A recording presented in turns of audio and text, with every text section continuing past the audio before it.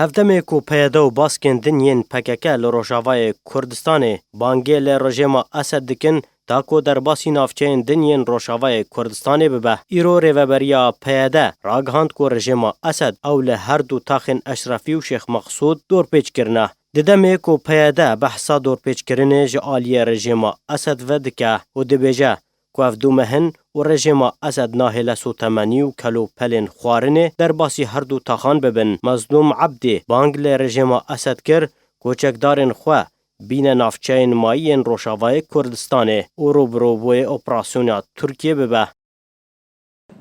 أقول وبكل شفافية لقد أنجزنا مسألة الحدود مع النظام السوري. الآن الجيش السوري ينتشر على كامل الحدود وبشكل رسمي. يجب أولا أن يتخذ الجيش السوري قرارا بالوقوف أمام الهجوم التركي.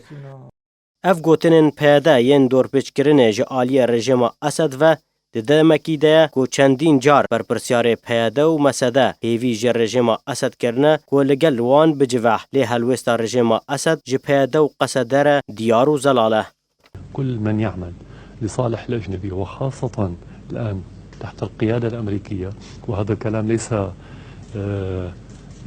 من يقوله، هم يعلنون بأنهم يعملون تحت مظلة الطيران الأمريكي وبالتنسيق معه، وهم يعني سوقوا ونشروا صور وفيديوهات حول هذا الموضوع.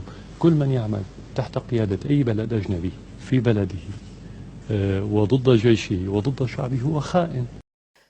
هەروەها پەیەدە divir de jî dixwaze feşela xwe perdepôş bike û dorpêçkirinê bike mehane û sedema têkçûna rewşê û ji bîra xelkê dibe ku serkirdeyên peyede û qesede fermanan ji wan werdigirin. Danpêdan kirine ku eger PKK û baskên wê li Rojavayê Kurdistanê neban, rejima Esed wê hatiba ji nav birin û ev gotin Bahoz Erdal bi xwe gotiye. Rejîm gerek ji bîr nekekî eger YPG ava nebûba û eger ne siyaseta rêveberiya xweser û xelkê Rojava bana, rejîm niha nemabû.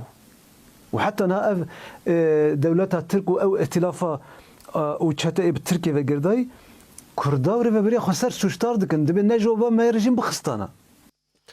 Ji aliyê xwe ve Cemîl Bayek di hevdîtinekî xwe de dibêje ku peywendiyên me bi malbata Esed re dîrokî ne. Em nikarin li dijî rejima Esed rawestin û em tu caran peywendiyên xwe bi rejima Esed re ji bîr nakin. Baskên PKK li Rojavayê Kurdistanê hewl didin li pêşiya raya giştî xwe bidine naskirin ku li dijî rejima Esed cengê dikin û ew berjewendiya Sûriyan xebatê dikin û ji bîra xelkê bibin ku tevaya serkirdeyên peyede û YPG û mesede û qesede bi rêkeftin li gel rejima Esed hatine Sûriyê û çendîn belge di vê derbarê de hatine eşkerekirin ku çawa kadroyên PKK derbasî nava xaka Sûriye bûne û çawa ejnîdayên rejima Esed li navçeyên Kurdî bicê dikin û bo berjewendiya rejima Esed sînor diparastin.